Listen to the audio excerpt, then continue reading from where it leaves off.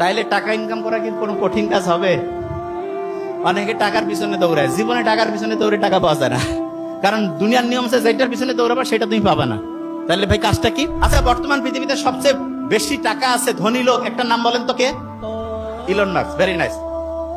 1835 সালে জন্ম নিয়েছে আমেরিকায় একজন এরকম ধনী লোক ছিল, যার নাম অ্যান্ড্রু কার্নেগি। কি নাম? Andrew Carnegie. তা উনি ব্যবসা বাণিজ্য যেইটাই করে খালি কোটি কোটি কোটি কোটি টাকা ইনকাম করে।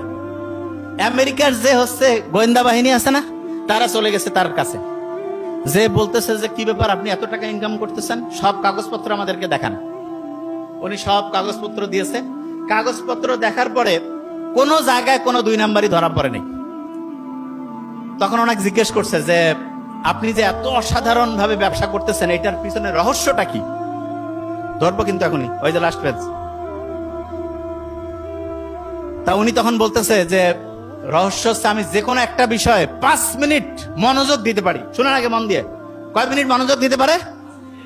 এই লাস্টের বেঞ্চ টুপি, কয় মিনিট মনোযোগ দিতে পারে? 5 মিনিট। ভেরি ফাইন, এই যে স্মার্ট ছেলে, 5 মিনিট। আচ্ছা, ওই সময় যারা ছিল সবাই কাছে 5 মিনিট, এটা তো কোনো কাজে না। তা বলতে ঠিক আছে আপনারা আসেন, মনোযোগ দেওয়ার টেস্টিং হচ্ছে।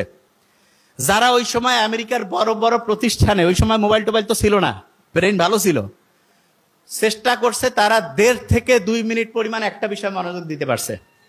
আর অ্যান্ড্রু কার্নেগি 5 মিনিট পারত।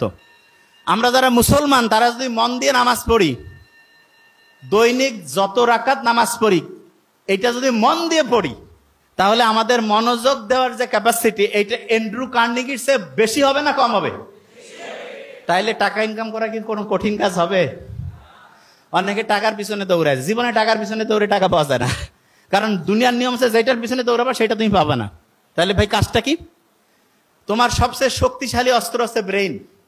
এই ব্রেইনটা সবচেয়ে পাওয়ারফুল ভাবে আল্লাহ বানাইছে।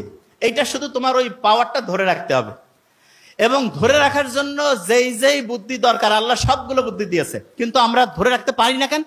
কারণ আমরা নিয়মটা কেন মানতেছি সেটাই বুঝি না।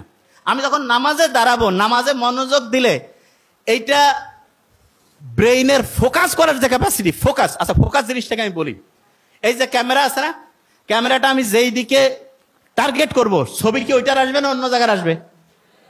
তাইলে আপনি যেই জিনিসটা টার্গেট করবেন, আপনি ওই জিনিসটা পাবেন না অন্য জিনিস পাবেন?